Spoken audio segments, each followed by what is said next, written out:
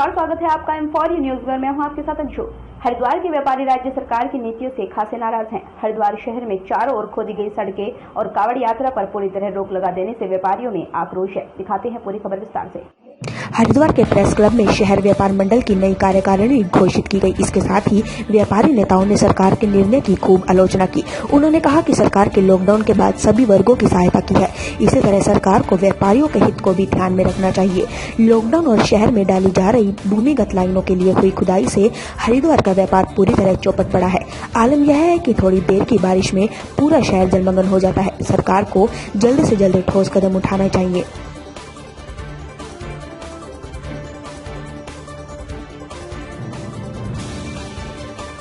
लोग इस चीज़ को लेकर सरकार के काबीना मंत्री के खिलाफ लगातार प्रदर्शन कर रहे हैं। शहर को बुरी तरह से अस्त व्यस्त कर दिया गया है।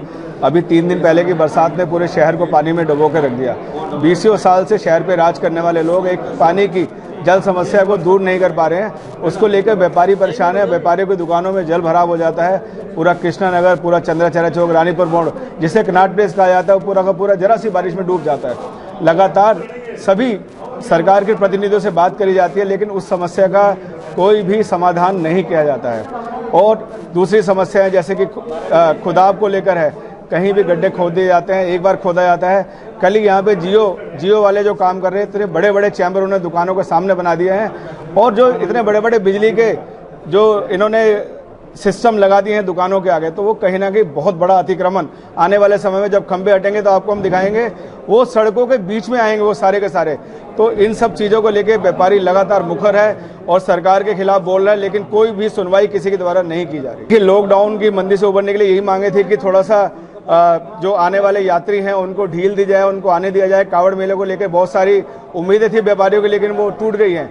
उसके बाद अब जो सरकार ने कोविड रिपोर्ट के साथ एंट्री देने की यात्रियों के लिए कही है, वो एक अच्छा सरकार का निर्णय है। हम व्यापारी उसका स्वागत करते हैं। कोरोना का कुछ पता नहीं है कब तक खत्म होगा, ये लगातार बढ़ता चला जा रहा है, लेकिन उसके बावजूद देखिए खर्चे, सब चीज़ें, व्यापार जस की तस बहुत मंदी में है। इन सब चीज़ों को देखते हुए सरकार को ये चीज़ें करनी ही पड़े। हरिद्वार का बाजार पूरी तरह टूटा पड़ा है, चाहे कावड़ को लेके हो, चाहे पर्यटन को लेके हो, चाहे सीजनल छुट्टी को लेके हो। सरकार ने पूरी तरह पाबंदी लगाई हुई है, लेकिन सरकार ने कोई भी आर्थिक मदद व्यापारियों की अभी तक नहीं की है, जिसकी मांग प्रदेश व्यापार मंडल लगातार उठा रहा है।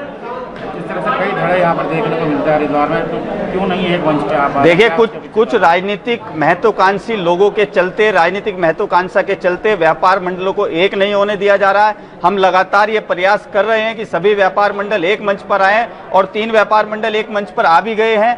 एक आज बचा है, उसको भी हम लाएंगे। अगर वो राजनीतिक भूख उनकी समाप्त हो जाए तो व्यापार मंडल कभी बंटवारे में नहीं आ सकता है। सरकार को व्यापारियों की सीधी सीधी आर्थिक सहायता करनी ही पड़ेगी, करनी ही चाहिए। आपने किसानों की सहायता करी, मजदूरों की करी, हम उसका स्वागत करते हैं। लेकिन जिस व्यापारी ने देश बनाया, जिस व्यापारी ने सरकारें बनाई, आज उस व्यापारी को उसके हाल पर सरकारों ने छोड़ दिया। तो सरकार को सीधे सीधे आर्थिक मदद जरूर करनी चाहिए। आप अपने आसपास की लेटेस्ट खबरें देखने के लिए हमारे चैनल M4U न्यूज को लाइक और सब्सक्राइब करना ना भूलें। साथ ही बेल का आइकन दबाएं, जिससे आपको सभी न्यूज टाइम पर मिल सके। आप हमारे चैनल को कोई भी कमेंट कर सकते हैं या कोई भी सुझाव दे सकते हैं।